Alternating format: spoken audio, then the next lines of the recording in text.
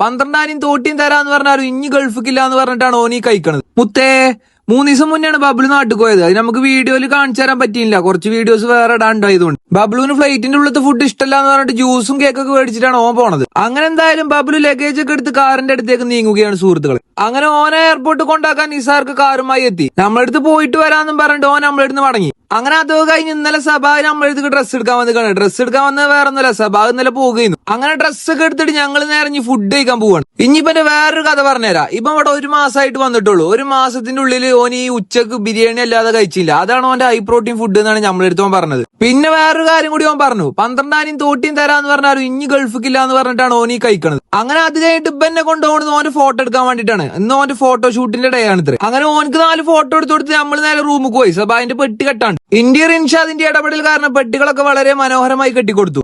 അങ്ങനെ ഓനക്ക് പോകാൻ സമയമായപ്പോ ഓൻ ഇറങ്ങി വന്നു. അപ്പൊ ഓൻ അവസാനമായിട്ട് കാണുന്നതിന്റെ ആലിംഗനം ചെയ്യാണ് കുഞ്ഞി. ഇവനക്കൊരു മാരത്തോൺ ഉണ്ട്. അപ്പൊ അതിന്റെ ട്രെയിനിങ്ങിനാണ് ഓൻ നമ്മളെടുത്ത് വന്നിട്ട്. അങ്ങനെ ഓനക്ക് പോകാൻ സമയമായി. ഓനക്ക് കുറച്ച് നല്ല മെമ്മറീസ് കൊടുത്തിട്ടാണ് നമ്മൾ ഓനെ പറഞ്ഞേക്കണത്. ഓനക്ക് നമ്മളെ വിട്ട് പോകണേലും സങ്കടം ഉണ്ടെന്നുണ്ടെങ്കിൽ പോയേ പറ്റുള്ളൂ എന്ന് പറഞ്ഞിട്ടാണ് ഓൻ പോണത്. 2 ആളെ നമ്മൾ നാട്ടിൽ പറഞ്ഞയച്ചു. ഇനി 2 ആളെ ഇങ്ങോട്ടും കൊണ്ടിരിച്ചാണ്ട് അതിന്റെ വീഡിയോസ് നാളെ ഇടാം. അപ്പൊ ഇന്ന് ഇത്രയ്ക്കുള്ള നിങ്ങളെടുത്ത് പറയാൻ. അപ്പൊ ശരി മുത്തേ, സ്നേഹം പടരട്ടെ. Okay, by.